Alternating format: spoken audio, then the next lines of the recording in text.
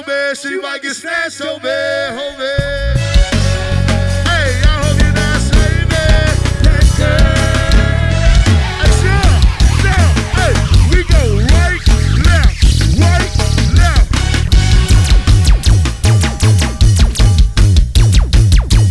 Twist, get low. Get low.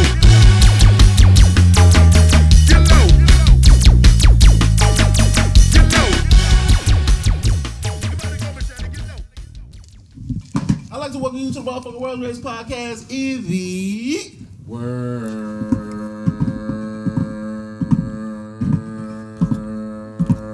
Finally got it wrong here, man. Probably once you hear her voice, you'd be like, I've heard that before. Yeah, it's been in the background many a times of this lovely basement, many episodes.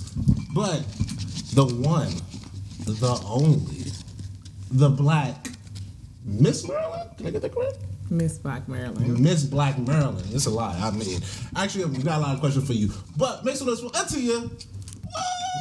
Should I say your whole? I didn't know if, like, we could give out your government and all that. Atiya Stewart. I didn't.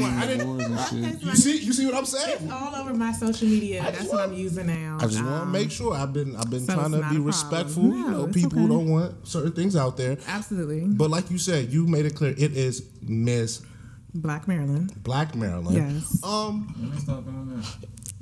Okay. You can ask that question, but I have another follow-up. But you Okay. can take that first. So, are you asking me when they actually found the pageant? Yeah. So, it's been about 10 plus years. The founder, of course, is a black woman. She's amazing though. How I stumbled across the pageant was her book. Okay. And so the book basically just talked about, it was all about just success. Right now, y'all, I don't know why I can't remember the name of the book. Don't judge me. I'm burnt. I'm tired. But her book was really, really dope. I'm going to pull it up for you guys so that I can say it on the podcast. But that's what actually inspired me to pursue the pageant. So actually, I prophesized on it. I wasn't even hip. I tweeted like 2016 that I was going to do the Miss Black Maryland pageant, and I didn't know that it was actually Miss Black USA. So it's an entire entity. Thank you. So it's the Miss Black USA pageant. Okay. I started off just doing the application for Miss Black Maryland. Everybody thinks I don't want to dim it down on myself and make it seem like it wasn't hard, but I was prepared. So when the opportunity presented, it was mine already. I was ready. So now the real work is starting, where I'm doing the pageant and preparing for that, and intending on becoming Miss Black USA. Okay, so this is my thing. So I'm not gonna say like I follow, but like I know Miss Universe, Miss World. I mean, There's different levels to that. So Miss Black Maryland is part of the Miss Black USA. The Miss Black USA. USA. So it's a completely different entity. Really, it's not like one of the Miss. It's smaller, intimate. It's not the Miss Universe, Miss America type, but it is trying to shine light on uplifting other African American women. They did have the recent pageant on, what was it called, y'all? Like one of those little. What are those smaller kind of outlets? I don't know, like not like Vivo or something like that. You know? Just smaller TV channel. It's a smaller TV channel that people can stream. That they actually came out with the pageant this year, first time televised. Yes. That's what's So up. yeah. So give me a second, y'all, because I need to give y'all some more information on how to find that out and what's going on. No, with I was that. just curious because everyone I think seen Miss America or but Miss it's a different Universe. platform. That's what I'm saying. So I didn't know if they were ever. They're not in. So they're not in. No, they're not, and they're not. None of it has anything to do with each other. All of them are separate entities. And this is more so for the black people. And I think that they're doing a good job of continuing something great that allow for everybody to be empowered. But I think there are some things that I had expectations of and was just really different. And so, the bigger pageants, you get for the Miss America, you're getting the Porsche truck and the $100,000 salary a year, and the makeup and all of that. Whereas this pageant, you have to invest a lot into yourself. So you have to create that team. You have to do everything, and so it helps you. It breeds that drive and resilience, right? But it's difficult. Like, it's expensive. So that's the only thing, with our entity, we need more funding. That's what it seems like. Investors. But yeah, a lot of investors. And I'm not here to speak on the pageant. I'm blessed to be able to use this platform to speak about what I love. But at the end of the day, I feel like there is some need for us to get some more money, put some more awareness out there. We can always get bigger. Absolutely, yeah. So the Black Miss Maryland, does that set you up for like the national and regional type pageants? This is local, so this is Miss Black Maryland. So it's a whole cohort. So they have Miss Black Virginia, Miss Black Illinois. Like there's different. It's local right now, and so we're setting me up for Miss Black USA. So yeah. Talk about groundwork, like within the pageant industry. Well, you talked about how Miss Black USA or Miss Black Maryland was different than the other pageants. Is that something you've done before? Like you've done pageants on a grand scale? Not on a grand scale. I was Miss University of Maryland Eastern Shore 2015, 2016. So I did have to do a pageant for that. I had to do a talent. I had to get votes, a certain amount of votes. I had to do an interview, the whole nine. And so then I went and actually competed on a national level for Miss National College Alumni Black Hall of Fame. So that was all of the women, all of the girls across like HBCUs. Absolutely, yeah. Gotcha. Miss North Carolina A&T, Miss everyone, yeah. So I competed. I did make it to the top 10, but I didn't make it after that, and that was just lack of preparation. But to be fair, there's like 130 HBCUs in the nation. So like when she says 10, she's being modest. Let's say 25 to 30 competed. Okay. But yeah, just to be fair, but yeah. And damn, she's way better than me because I would have sized myself. No. And it was I didn't feel that was never me. So just doing pageantry is me stepping out of my comfort zone. So I'm curious, like you said that's never you. What, it was just because you wanted to be Miss? I think what's important for me is networking, empowering people, just like what I like to do on a regular, being able to have a platform to do it, it makes it easier you empower to connect. People? I feel like I do empower people. On the regular? I do think I empower people on the regular. You differently, so. Yeah, no, I mean, okay, that's fair, and we don't know each other in that capacity, but yeah, absolutely. No, it's no shade. No shade. I'm proud of you, girl. No, it's all love. It's all love. I'm just saying, of course, I'm a social worker, I'm a therapist, I'm a sister, I'm a friend, I'm a Delta. I empower people. So listen, I wasn't there. Listen, take that up with that side. Take that up with that side. Don't come over here. I want you to be informed. I felt the empowerment. Don't take that up with that guy. I'm not taking nothing from it. I want to be informed, and I don't have any. I know her. Oh Lord. I'm just curious though, like. Because you say you did it because you want to empower, but like a pageant is a whole beast. It is, and so I don't think I got to finish because Mook, he was like, you empower people, so I didn't get to finish. I think it's more than that. You on your toes though. I'm doing this is pageantry training. Yeah, absolutely. I've been locked in. I've been locked in. Tunnel vision, baby. Yeah, Let's go. absolutely. So. What I can say is right now, why it matters to me right now is I'm all about mental health. That's what I went to school for. That's what I'm licensed to practice. That's what I want to do. And being able to do that, my platform is called Breaking the Cycle. So essentially what Breaking the Cycle is eradicating the stigma of mental health in the African American community. So being able to do that, I do that on a daily basis at work. I do that in my part-time. I feel like I talk to people and encourage people to connect with mental health resources on a daily. Like, it's what I eat, breathe. Like, I feel like this is what I was brought to do. And so being able to do that in a space where I can be an influencer, a social media influencer, or just having that, it's just a one leg up, essentially, And then also it helps me with my confidence, helps me to, present differently, evolve. Like, I'm not really girly. I'm in sweats and sneakers. Like, I love sweats and sneakers, right? But having to do that switch up and show other girls as well, like, you can do more than one. You can be more than one person. That's why I do it. I like that. Let's talk more about this actual thing you have going with your mental health company. Is it a company? Is it a brand? Explain that a little bit more to us. So right now, I'm a licensed graduate social worker. So I went to school, got my MSW in social work, of course, and then I had to take a test to pass to be able to practice. So I have one more license to obtain before I can actually have my own practice. Congratulations to you. Thank you. So I'm a school social worker. I love Mubarak. It's congratulations. Oh, thank you. So I worked at as a school social worker.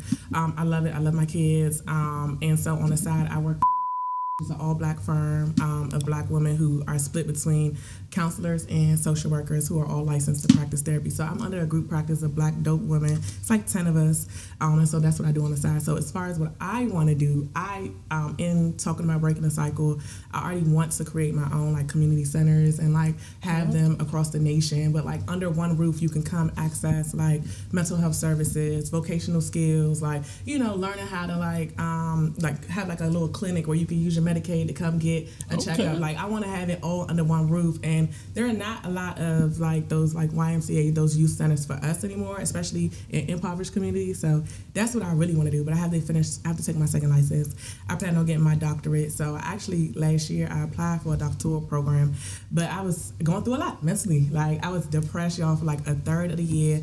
And when everything that I submitted was top notch. Like I had a 4.0 GPA in my grad program. I studied abroad. I had everything I needed to get it. It was just not my time. And so I was able to just accept that, like, you know what, you won't apply again. But I really want to do that piece so that I can really have that business acumen and connect it with the mental health piece, so I can kind of do both.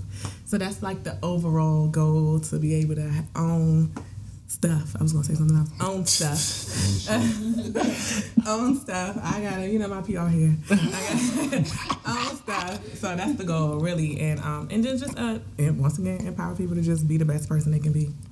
Okay, so how do you stay empowered while trying to empower others doing pageantry? That's a really good question. My therapist, my therapist is dope, and I'm down to the point now I don't even have to see her that often because I use my skills so much. Like, I really having a. Look at you using therapy on myself. Like, yes, sir. She said on myself. No, but I think my therapist helps me with maintaining, like, keeping that maintenance. So doing things self-care, like when I get off work, instead of going straight into my clients, I take an hour before I go straight into doing something else. Like I try to like put personal boundaries in place, like put my phone on do not disturb, or saying no more, or like not overbooking myself. Like if I had something to do on today, I'm not gonna. Usually I would have been like, I'm gonna do this at this time, this at this time, this at this. Like just giving myself some break, because it gets hard. It really gets hard, yeah. But I do have a dope support too. Like I have good people in my life, but a lot of times I carry a lot of what I'm going through, and I really don't talk about it that much. But I know I have people who I can reach out to when I'm struggling. We're talking about the actual stigma of mental health. You talked about a therapist. What was it like for you, maybe finding your first therapist? What was kind of what brought you into that?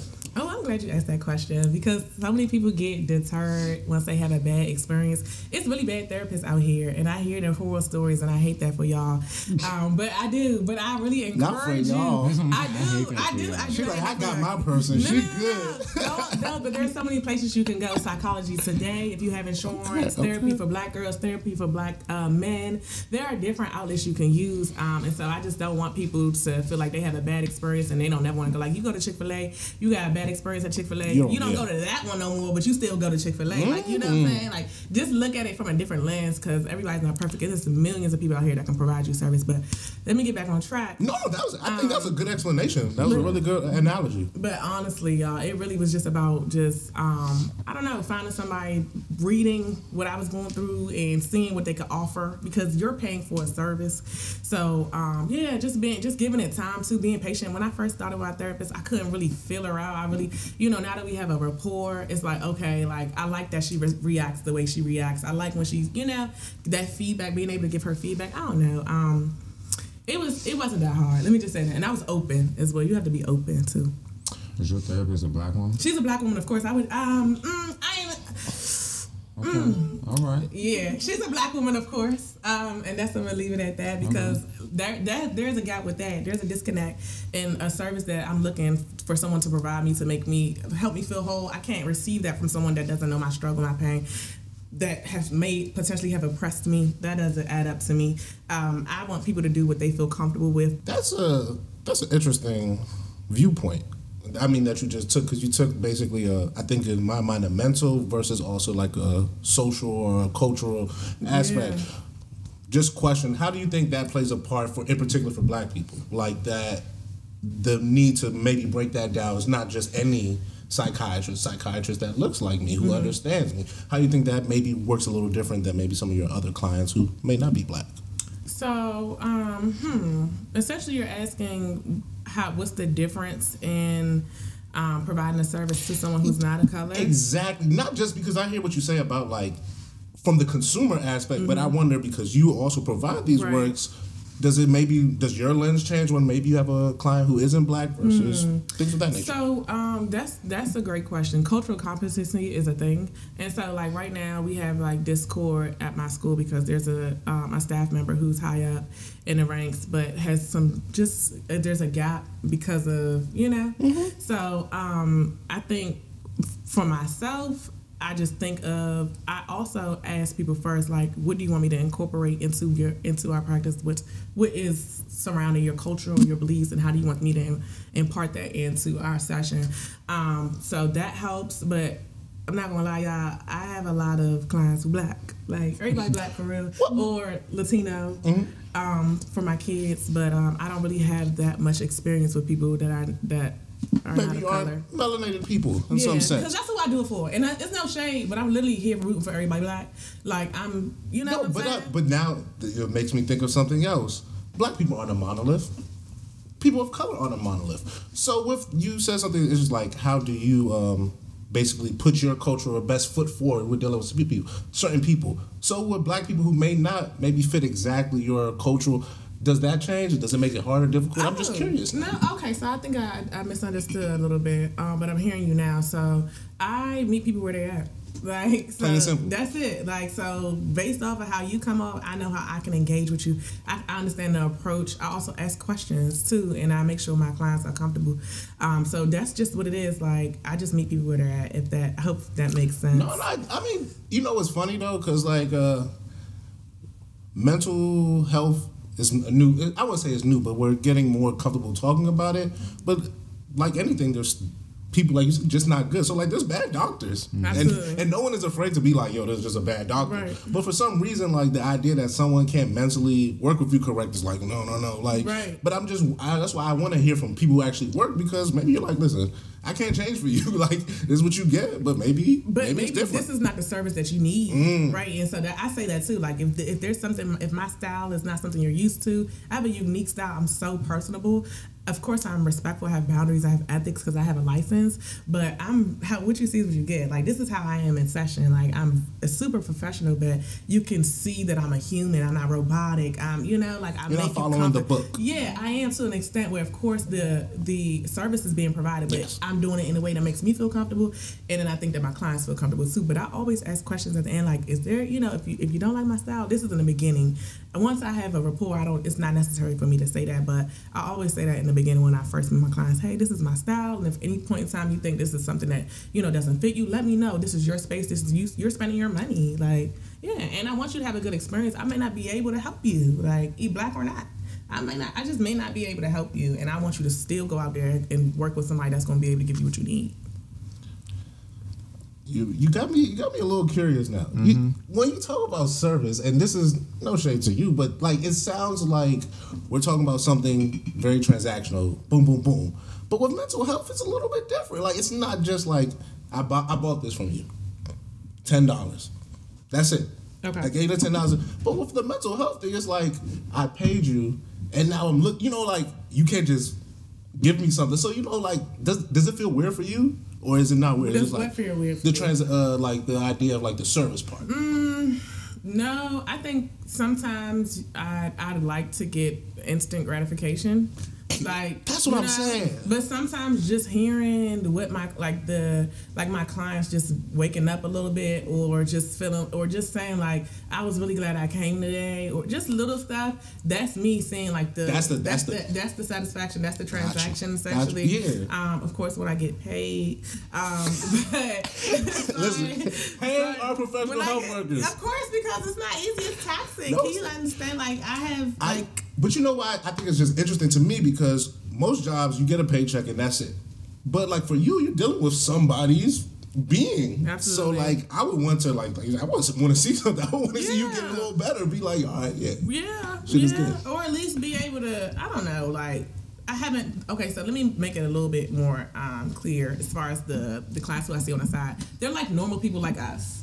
they're not like, they don't have severe mental health issues. Like I'm not really seeing anyone with, I'm not seeing people with schizophrenia or like super like bipolar too. Like those heavy diagnoses, schizoid, those kind of things. I'm not seeing that. I've done work with that population, working with foster care and working with those parents. But right now, as far as the part-time, these people are just like me, like regular issues, just trying to navigate through life, stressors, adjusting, you know, being 30 or being whatever, you know what I'm saying, hitting those milestones, being black in a space or whatever. So that's what I deal with. As far as school, that's a whole different gamut because I'm dealing with staff, kids, parents, this, you know what I'm saying? That's a whole different gamut of people, but they're still all pretty easy for me to connect with because they're comfortable with me. Like, you know, like a lot of people are comfortable with me that come from environments where it's been a struggle, it's been hard for them because I come at them in a way where like, it doesn't matter what you have, what you don't have, like I'm here to support you and people feel that I'm genuine, you know what I'm saying? It's not like, oh my God, she touched me,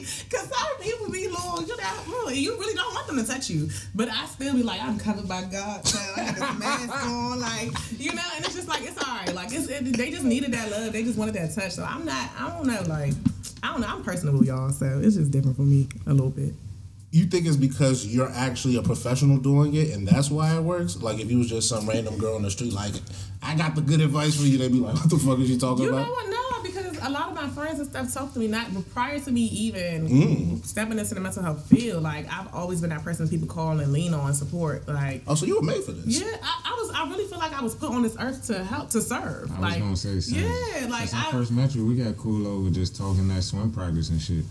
Yeah. You know, just talking. To be fair, you tried to say earlier she wasn't. We ain't doing that right now. I'm just saying, now you saying that she was giving out good advice. I'm just saying. I didn't say she gave out good advice. I just said she was easy to talk to. I'm just saying, that sounds like good advice. I'm just saying. You see how I'm trying to defend? You see how I'm with you? She never gave me advice. You see how I'm with you, though? You see how I'm with you? I see. As long as you see that. All right. But you're a damn good egg. Thank you. That sounds like Thank you. That sounds like advancing what we talking about. That sound like what he tried to ask you if he was you do earlier. I'm just saying. I'm not even entertaining this energy because I know Mook. I don't take none of Mook saying so hard because Mook is literally saying what he's feeling in that moment. I'm not mad. You good? No more. Don't do that no more. Okay. All right. Man. As he continues to do it. No, I changed. Thank you. So you've been dealing with the children. Like I've seen the actual videos of you in the classrooms and things of that nature. We talk about your clients, but what is that like? Actually going in into the classroom? going into these spaces and things of that nature. They are so crazy, y'all. I have kids from all over the city. Child, I am in middle school and high school social worker, so I see 6th to 9th grade. Ooh, the hormones are just it's flowing. So crazy, but I love it so much. I don't know, like it's hard work. I'm stressed a lot. I love my colleagues. I have a lot to do. I do a lot, and I love it, y'all. Like I don't even know. I'm just blessed. I prayed for this job. Like I seen the post up there. It was like, Lord, that job I prayed for. I'm ready to quit. I don't feel like that. Yeah, like I don't feel like that. I feel like it's put me in place to get to the goal I'm trying to make, and that's why I wanted to work with kids because I want to create entities and spaces for them, and I want to see what the need is. So I'm seeing it. It's a lot. It's a lot. I'm just thankful that I don't have to go home to kids after that. Like for real, because people really like have jobs and have to go home to their kids. Like that's a lot. I know one. It's a lot. It's crazy. Imagine your job is dealing with kids and then going home and dealing with your own. Yeah, my homegirl, she a teacher at KIP. Yeah, shit crazy. Yeah, it's hard. So what is it like being a human while being a therapist? Because you have your own emotions. Oh, that was a good question. Teach us. I was watching some more therapy last night on YouTube. Yeah, seriously. When I have a moment where I feel like I resonate with that, in that moment, I have to acknowledge it and keep it pushing. Because it can't turn into something about myself. Because why are we here? What space are we here for? This is not my session. For you. You pay for this. This is for that person. So things happen to me all the time, and I just have to be quick with it. And then after I talk to my supervisor, like, yeah, this came up. This reminded me of my grandmother, or this. Yeah, like things. Oh man, I had a client say something so descriptive, and in that moment, I went back, like in my mind, to when they carried my grandmother out, her body out the door, like, and I was like, damn, that it touched me, but I had to acknowledge it. let it go, and then later be able to process it, just to make sure, you know, like, this is not about nobody but my client. So yeah, that's where a lot of the lines are blurred. I hear like a lot of people have experiences with therapists who like make their session about them, and I'm just like, bruh, you need to report these people. Like, y'all, these people have a license. They said their vows. They said that they were going to meet this expectation. They're not doing that, and it's giving therapists a bad name. It really is. It's not giving. So what is decompression like after a day of work? I'm talking about both jobs. Both jobs, decompressing. So one thing I do is when I get to work early so that I can kind of just like get myself centered, eat my breakfast before I'm like inundated with kids. By the end of the day, around 2 o'clock, my clinical supervisor told me, like, you should be winding down. You shouldn't see kids no more. Like, you should be preparing for your next day, like, so that you're not going home and taking anything too heavy unless it's a crisis or emergency. I get home on the way home. I'm cranking on the way home. What you cranking to? Probably New Impressions. I love New Impressions. Pure Colombian Bama? Pure Colombian Bama is actually my favorite song, and I'm not gonna lie. Was I on the mic when I did that song? No. Oh, you don't know what I did. You don't know. My party. Was that the song I did at my party? On the mic? I wasn't at your party. Oh, okay. Yeah, that's one of my favorite That's songs. my song. That wasn't the song I did? Okay, but I love Pure Colombian Bama. But no, I'm probably cranking. If I had a hard day, I'm listening to gospel, I'm listening to a podcast. I'm trying to consume different stuff now. So, and reconnecting myself with God. I think I'm really like trying to like pour more of Him into me. So if I'm stressing, that's what I'm doing. Or I'm on the phone, like just kind of like decompressing for the day. I get home, I take an hour before I do anything. I cool it, I chill, and then boom, I either head to the gym, which is like 3 times a week, or I got a client, preparing for a client. So that's what that looks like. And then after that, it's giving Jaspers, or it's giving shower, candle, you know, talk on the phone for a little bit, depending on what my light looks like. Or now, because of the pageant, I'm doing something pageantry. So I'm pretty burnt. like I'm not trying to speak that in the atmosphere anymore. I've been doing a lot better and shifting the narrative, but for like the past 2 or 3 weeks, it's been really difficult. Like, I just moved, so like I transitioned to a new place. Congratulations! Yeah, thank you. So I moved. I'm back. I'm trying to do the pageant. I'm trying to hit the gym. It's just like so much. I'm seeing my clients. I'm picking up new clients. I'm trying to buy my grandmother's house. Like, I'm doing everything, y'all. Like, it's crazy, but I'm literally now just trying to prioritize what's coming, like what's important, what I got to do today, because I don't want to get to a point how I was last year when I was really depressed, like I was sharing with y'all, and I'm really open about. I can't afford to. Like, I can't afford to be depressed. What do you mean by that? You can't afford to? I have so much that I want to accomplish in this year, but healthily, like in a way that I had my boundaries in place for me to accomplish those goals. That me becoming depressed, not being able to get up, waking up crying for no reason, like just not wanting to do nothing, not wanting to be around people. Now I can't network. Like when I was struggling last year, I didn't want to be around people. Like people had plenty of things, like good things, networking opportunities for me, and I was just like, I can't be in that space. Like, I don't want to be around anybody that doesn't know me, because this is not me, you know? So it's harder for me when I'm not doing well mentally to really put my best foot forward. And I would think that it's hard for anybody, but I can't speak for everyone. We kind of just jumped into like, the business, but like, how did you like actually like get into this? Like, was it like, my mom was a social worker, and my aunt used to babysit kids? Like, what was the maybe thing that kind of was like, I want to make this a part of my life forever? Okay, so my family's Jamaican. Mom and dad, whole family's Jamaican immigrants, came here, and their idea of what success looked like is definitely different than what I thought I was going to do for myself. So like, my mom's an RN, and she was just pushing like, go to school, do this, be a doctor, do the lawyer, like, the basics, like what every parent wants for their child, just so that they could be stable. But I wanted something else, so I went to school. Thankfully, y'all, I got a full ride when I went to UMES. I had no intention, but Hawk Pride had no intention of going to UMES. I thought it was a party school. Went, loved it, had the best time of my life. Graduated and felt like I went from being Miss UMES, having a full ride, all these internships, to working at Clucky Chicken. Like, I was depressed. Another instance in my life where I'm just like, what am I about to do? Everybody's going off to these big jobs, this, that, and the third. What am I to do? So I ended up, y'all, reconnecting with God, y'all. That's always what it be for me. Like, I started exercising, which I found was really euphoric for me. So I started going for walks in the Dale, Springdale, give them hell, y'all.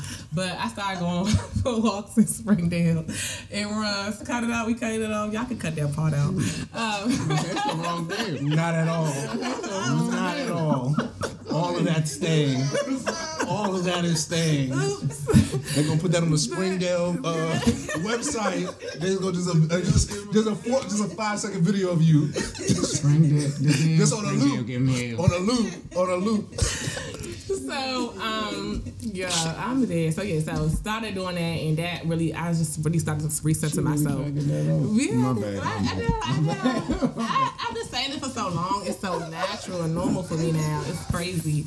But yeah, so to make a long story short, I prayed and I just asked God to tell me what He wanted me to do, and I stumbled across a social work program. I saw these people outside one day, and my heart just didn't feel right. They was outside the Chick-fil-A yard, MLK. I was like, something's making me feel funny about just seeing them on the street with nothing. Like, I don't know, something just tingled. So, when you're trying to figure out your passion, when things come to you that make you feel some kind of way, you got to write it down. You got to because sometimes it's a really good idea and we don't like hone in on it in that moment. We forget, but we're like, damn, what was that I was thinking about? Mm-hmm. Those be the big ideas for real. So I didn't take that lightly. Like, so I locked in and I hit somebody up who I did an internship with. Intern with Chick-fil-A corporate when I was in college. Yeah. Oh, shit. So I locked in with somebody who I was doing community service with out there, and I was like, yeah, I don't know what I want to do. I just know I want to help people. I want to serve. And she was like, you should get a background in social work, like, because I had got my bachelor's in agriculture. I wasn't doing that with agriculture. Shit, I intend on doing something with it later. Nerd, yeah, very much so. Giving nerd. Yes, absolutely. You went to a math and I was in the science and tech, and I was in the Academy of Finance. I was talking about your middle school or something like that. Oh yeah, I went to MS too. Yeah. So Howard Middle School, but it was math and science. Yes. Did not know that. Yeah. Yeah. So basically, y'all, the lady encouraged me to look for a program. Found a program, got in. I actually applied for the public health program. I'm just trying to force it for some reason with something. Right, and at the time, just not really being confident about pursuing social work at that time. Mm-hmm. So because of the stigma, everybody just thinking that that's CPS, they're gonna take your kids away. Like, so I was just like, oh, I'm not gonna become a social worker. But then it was the best thing I ever did. Not being able to do the dual program with public health and social work, it made me lock into what God wanted me to do. And moving from there, I did like the crisis hotline. So people were calling me like nighttime, like 3:00 in the morning, saying they're gonna kill themselves. It was just like so much. That was crazy. Can we take a second and talk about what some of those calls were like? Yeah, and I'm sorry to say it so, just like sometimes I'm a little numb because I just said kill themselves as if that's not something that's really, really heavy for people. Listen, the colloquialisms, we get them here, so I understand. I feel you respect explaining to them, but we get it. So just but it's real life because Chesley Christ, the former Miss USA, y'all, she just committed suicide. She jumped off her building. A month or two ago. It was probably like 3 weeks ago. Time out. When this comes out, it will be like a month or two. Oh, okay. All right. Continue. Day of recording, though. Yeah, it happened on the 30th. It literally happened 2 Sundays from today. So, we're in the past. But yeah, so essentially, what was I saying, y'all? I told y'all I'm nerd, y'all. My mind literally needs to be stimulated. Jumping off the so I didn't mean to say kill yourself like that, but essentially we knew. The crisis hotline was difficult. I was working full time at the time, and so the only time I could do the hotline was the weekends. That's when everybody's turning up. Like, with holidays, forget it. It was horrible. The experience was challenging, really only because I didn't feel like I had the support I needed from my supervisor. So, and then I was exhausted, and I didn't really know what burnout looked like at the time. I was just getting into the program. I'm just trying to do everything because I told you my parents are Jamaican. Like, everything is grind. Like, everything is 2-3 jobs. It's okay. Like, so I'm just burning myself out because that's what I'm seeing. That's what I think is okay. I'm young. I can do it. I'm trying to get this money, but it just wasn't sustainable. And so once I finished with that, I went into the jail. Oh, I love the jail. So I did a trauma. So I did a trauma and substance use program in the jail. So suicide lines in jail. And then jail, yeah. Okay. And I actually really love the jail. I hope to go back. Jumping off the porch. What? You doing suicide hotlines and then jail, son. You jump. I know, but y'all, that's where I connect with. That's who I connect with. This hotline I will never do again unless it's like community service. Like I would never like sign up for something like that again. Maybe I'll create an entity or a space for it, but you won't catch me on the hotline again. But the jail, I'll definitely bring a program into the jail and be in the jail weekly. Like I loved it. Like I love it. Yeah, absolutely. No, they do. That's exactly who needs it. And so that was lovely. I had a bomb supervisor, which makes a difference for social workers and clinicians. Having a good supervisor is like really what makes the whole experience different. You learn from them. They help you. They just input some things in you that you can carry with you forever as a clinician. And so I really value my supervisor there. So what was it like working in the prison? Oh my God. Because I was just I watched a documentary on Atiya not too long ago, and then that went down the deep hole of me just watching shit about prisons and like how a lot of statistics, specifically mental illness statistics, goes like slip through the cracks when it comes to people that are incarcerated. And I just wanted to like talk about that because the suicide rate went up recently for people incarcerated over the last 2-3 years. Yeah, and the thing about that is it's very political. I think that from my lens, when I worked there, I could see where there was a gap in what service really needed to be provided and what they were going to do with the money that they had. It's always a finesse. Like, it's never really about the people. And I don't mean to be this person, but like, if we really did care about people, there would be different systems in place to really help people. Like, the DC like ticket jump that they be busting heads $1 billion a year, like we could be putting that money into something, just a quarter of it into something, a program that's going to help mental health, or implement it in the jail. Like they do everything but what we need, but it's all intentional. It's all I don't mean to be that person, I don't think you have to be that person. But I feel like it's all intentional because it's not hard. It's really not hard to pay someone to provide a service that's going to actually benefit people. But you also, when it comes to the clientele, they have to also be willing to get that help, be ready to get that help, and want to do something different. Out of 100 people you do a session with in a group form, maybe 10 might walk away with something. Who knows? It's good to even just touch one, but the people got to want to do it too. I think that makes a big difference. And then also running away from, because of, back to my platform, okay, but running away from the stigma of mental health. Black people, we are afraid. We have a lack of trust. We done been through some stuff when it comes to trusting, people that are not of color. So I don't know, nobody's supposed to know your business. Yeah, absolutely. You're taught that. Oh, and as a man, forget it. Y'all not supposed to have help at all. Like, y'all just supposed to just go through this life and just be a strong man and not get no support, no love, nothing. So that's a heavy question. Like, that's a layered question, but in reality, I think it's designed to keep people down. This pageantry training, what the fuck you talking about? Okay, thank you. I don't know why y'all started with this guy. I really don't. This is expected. But no, continue. You said something though about God, and I always find it interesting when people who are in health science in particular talk about their relationship with God, because I don't think they're in competition, but a lot of people will try to frame them as such. So for you, is there any sort of how should I frame this? Is there any sort of way where you have to remind yourself that these things aren't in competition, or you don't have to fight one for the other? Oh no, I don't have that battle. I think my issue is consistently keeping God alive in my spirit. Like, I feel like I do certain things. I'm not perfect at all. Like, I'm not perfect at all. I do certain things because of like trauma and just wanting to like heal, or sometimes I just be like, well, maybe if I do this, and like, but the whole time, if I just listen to God, if I just follow him the whole time, I would have been good. But I was trying to do what I wanted to do and not what he wants for me. And then sometimes that's a battle for, I'm sure a lot of people battle with it who believe. But that's me. No, I don't have, look, it's separate for me. It is separate. That's what I'm saying. It is separate for me, because mental health is one part, and then my belief in God and what he could do and what he's been doing for me and how he's continued to show up in my life despite everything I've done, that doesn't even compare to me taking the steps to make sure I'm doing what I need to do to be mentally sound. You know what I'm saying? I agree, but for a lot of people, in particular, you talk about Jamaican parents, and I know a lot of people are like, God, yeah.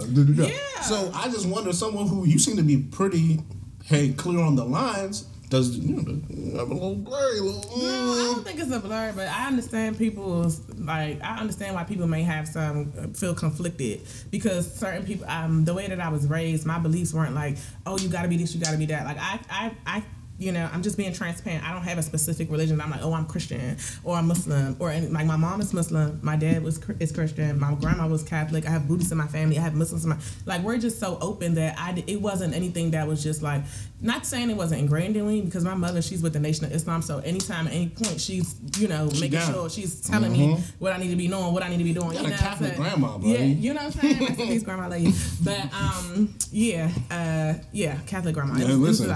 Yeah, like, I done seen a few of them. Yeah, it was a lot. It was a lot, but just essentially, it wasn't pushed on me. You know, it was really for me to determine like how I wanted to move when it came to that. And what I decided to do was just find my own relationship with God. So centering myself around people who have a relationship with Him. You know, locking in with them, doing Bible studies and stuff with them, going to churches with them, being open to watching. You know, going to the mosque with my mom. Just being open. Like my relationship with God is my relationship with God. You know, how I talk to them, that's my man. It's like, we cool, like, you know what I'm saying, but that's probably why it's so easy for you, because it is different. It is a very like nobody open pushed thing. It on it's very like, fluid. no, you know, like it was different. Like I seen this guy who has like this black tequila. I'm with everything black. I'm trying to do better with my marketing for my page, but it's just so much going on. But I intend on promoting black businesses and we're good. You started recording. We started? So yeah, I intend on promoting black businesses. You want this part of this, right? Huh? Do you want this? Because I was going to pick up where we had. Oh yeah. Oh, I'm sorry. Let's pick up where we at. Wait, can I say one more thing before we do that? I looked it up, y'all, because I don't want to be out here saying the wrong thing. So the book it's called Your Next Level Life. That was the book that I the saw. Former Miss Black. So Miss Black, the Miss Black USA pageant was actually founded 30 plus years ago, and not 10 plus years ago. I mean, I guess the plus means could be up. That's true. But I want to be clear in saying that it was 30 plus years ago, and the book that the CEO created was called Your Next Level Life. And so that book is it was just a dope book that just talked about like success. I have another book that I really like. What made you pick that up? A friend, you know, just having good people around you that's trying to like move in the same direction as you, it always helps. Like you be trying to learn, you be like, oh, I need to be more consistent with reading, and then your man's be like, all right, let's start a book club. It's like that, like something I'm accountable to. Like let's do it. So we started that. It was. And my friend ended up having a rough year, so she ended up stopping the book club, but that was like something that we started like reading books and stuff. That's something I've always wanted to do a lot better with. And one of the questions that my pageant coach asked me was, she said, like, if I could do anything in the world, what would I do? And I said, what would I have? And I would ask, honestly, to be able to tap into Bitcoin before they even, like, this is like a wish, right? Before they even got, like, past, like... So, like, 2010. You know what I'm saying? Tap into the Bitcoin, be up right now, and be able to consume more knowledge to be able to help. The more you know, the more you can do. If I had time, if I had all the money and time, I would really be reading. Like, I would really be seeing how I can do better in different aspects, like researching. Like, I hate research, but like the type of qualitative data that allow for me to know how I can make a difference. So, like, that's all I want. The money to be able to cool it so that I can focus on investing into my education. I heard pageant coach. Yes. Oh, yeah. Expensive. I told you. I have two. I have one that's helping me with... Damn. Yeah, because I'm winning. Like, I didn't come in here to lose. I initially tried... Make some noise for that. I'm winning. Make some noise for that. Make some noise for that. I'm winning. Yeah. I love that. Yeah, I'm winning. I'm going to put myself in a position. When it comes to talking, I can communicate. I can speak eloquently, but knowing what to say, knowing how to be concise, knowing how to be sharp, having that elevator pitch, you know, I can definitely get support in that. Like, I know where I need help at. I'm not too, like, you big use qualitative data so far, so I think you're... I'm just saying, though. Charles, like, what? That was a scientist in her for sure. I'm gonna say, Shorty said qualitative data to know what I'm talking about. I hate research. I was like, only way to get the qualitative data that I need. Who's using these words? Definitely a doctorate applicant. You hear me? A nigga who got multiple degrees, like shit. Licenses and shit. Who be doing pageants, like shit. Right. I can be multiple things. No, you're great. You're amazing. You're amazing. You're amazing. Thank you, y'all. I appreciate y'all. I feel the love. But yeah, whole time, that's what's going on. I don't even know what we talking about. What we talking about? Pageant vibes and whatnot. Your coaches.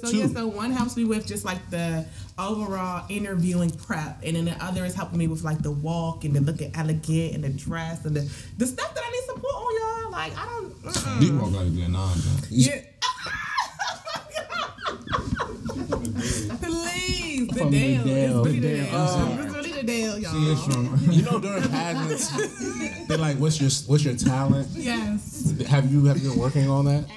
You're asking asking such a phenomenal question because when I leave here, I need to work on my monologue.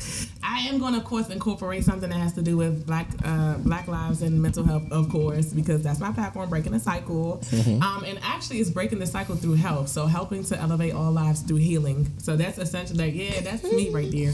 But I'm loving it up here. Y'all letting me talk my stuff. But at the end of the day, this is what you wanted. Yeah, this is what I wanted. This is what I've been wanting. I told you I had some stuff to say, but I wanted to make sure our stuff was locked in before I got up here and ain't say nothing. But yeah, so that's it's. I don't know what we was talking about, but essentially your the monologue. talent. So it's going to be a monologue. So yeah, something. I don't know if I'm going to incorporate. Like I had me and my PR. We worked together, and one of our kids just died, and so so he just got killed in DC, like shot. Damn, and heavy. so and then I had like when I was working for foster care, I had babies die. Like I've dealt with a lot as well on my end as a clinician.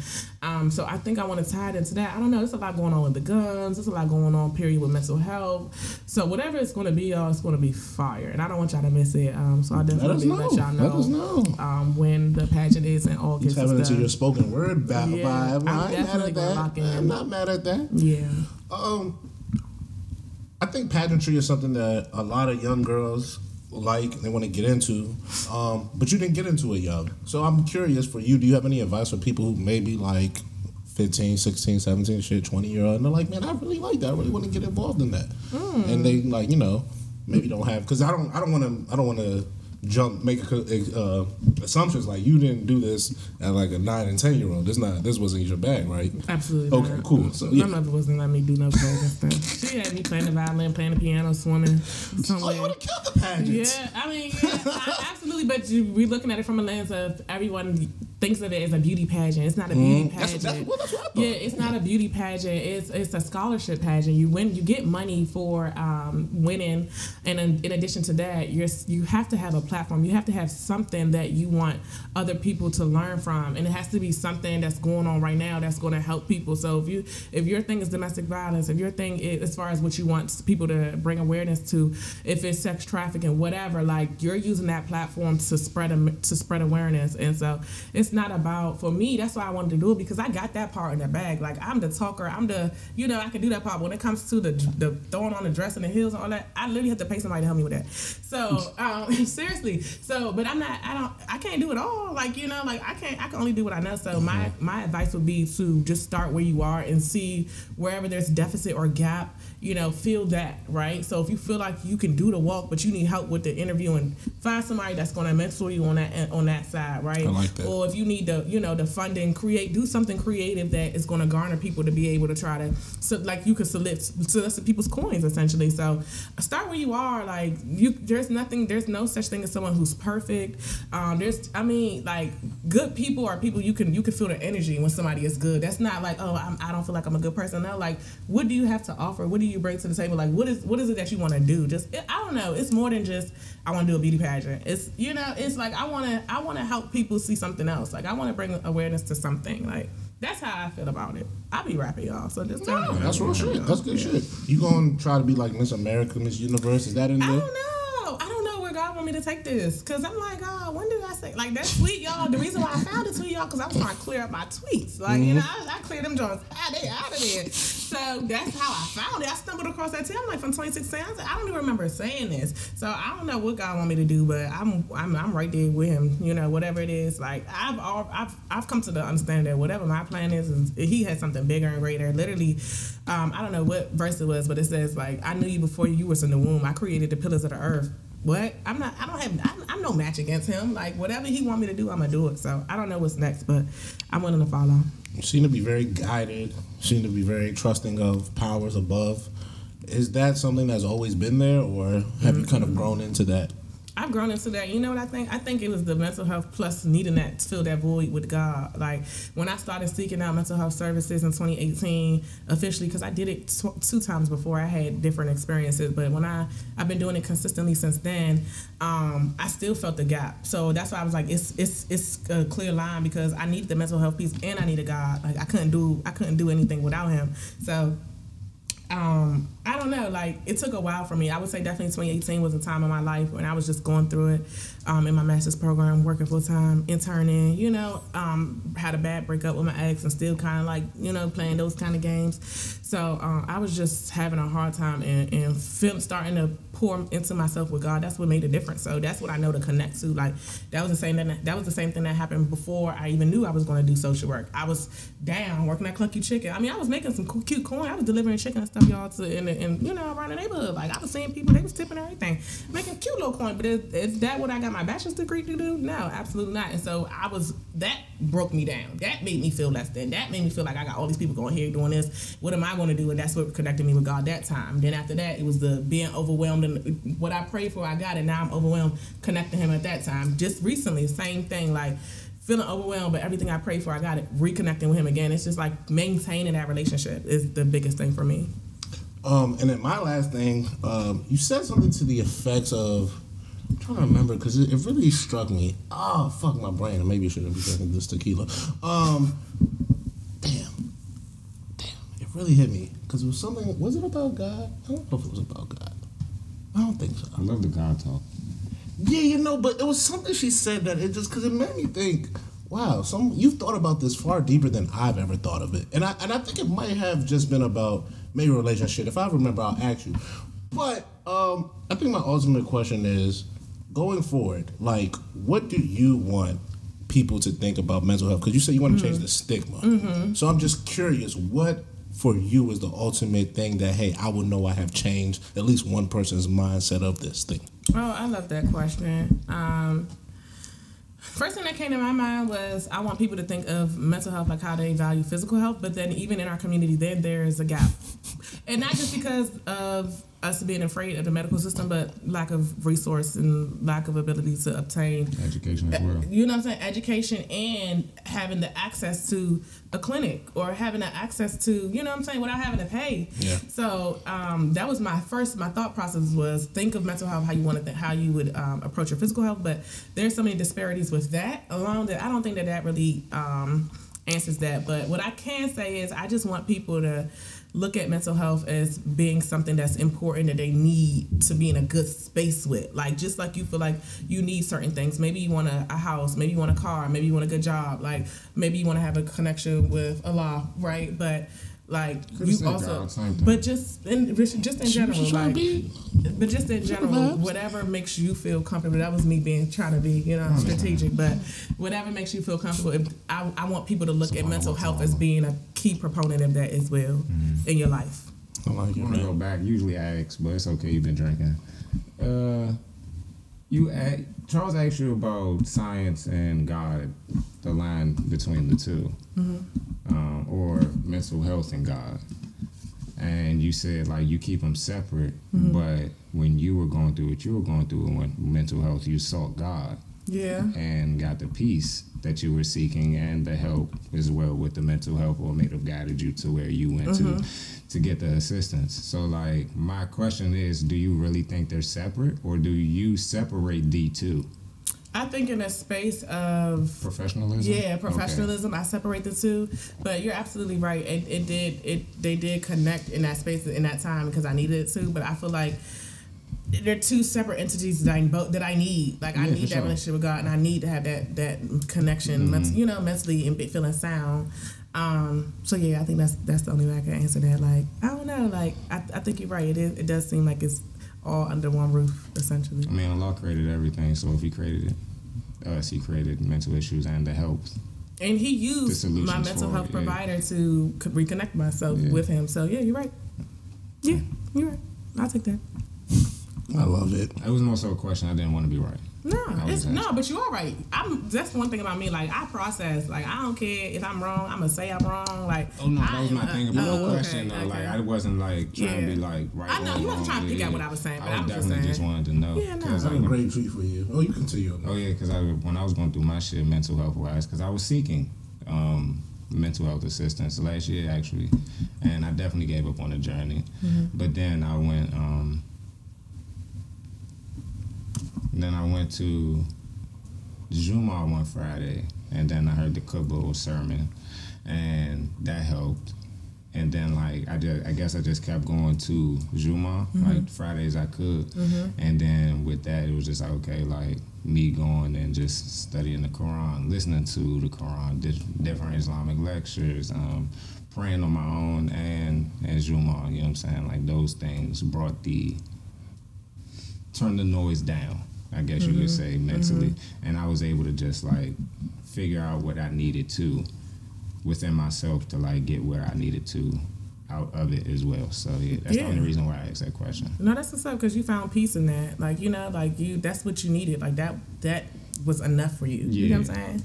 Sometimes I be needing the extra push. Oh no, because like when I couldn't find a therapist, like I just started reading up on like different things that like practices or like what they call tools and all that they give you during therapy. And so like I just read up on the tools and I was just like, all right, let me see if I can fit this in with what I'm learning in Islam. And damn if I be sure, like every time I got to a different book in the Quran, like it told me one of the skills or something like that to cope with certain things. So yeah. Wow, that's dope. It's amazing what's in the Quran, man. If you open the book. That's dope. I love that for you. Yeah. I do. That's Look beautiful. what you're doing, and got people talking about their journeys. Yeah, that's what I love. That's a part of my my platform as well. So when I said breaking the cycle, I talked about the acronym HEALTH, but it also access, education, and community. That's what I'm using to push the platform. So access, like what is available. So I'm doing a Zoom call with the CEO of the B Network, the private practice, to talk about like access to mental health resources, education, doing like programs like I just recently did at a school called Baggage Claim, community, talking to y'all, like, you know what I'm saying, talking, sharing our testimonies and our stories. So all of it is in line with my passion. So I'm blessed to be able to do something that I would do for free. Speaking of sharing testimony, this is the part where you look directly in the camera, we get on our phones, we send some tweets, send some texts. You look directly and you tell them something from your heart, something that you want them to know directly from you to them. Okay. So what am I going to tell the people? What's coming to me right now is being okay with who you are. Trying to find yourself, like that's not something that's easy, but it's just taking it a day at a time and really tapping into what comes into your mind when you think about like what you want to do, who you want to be, what's important to you. If it's leaving a legacy or having a family, just figuring out what's best for you and not what social media or your mom or anybody else has for you. Just really follow your own path and your own dream, and that's all you really can do. That's all I got. That was lovely. Atiya Stewart, Miss Black Maryland 2022? 2021, 2022. 2021, 22? You get a whole season. Yeah, and hopefully you'll see me again, Miss Black USA. Miss Black USA, it's not going to happen. It is happening. Period. Make some noise. I love the double period.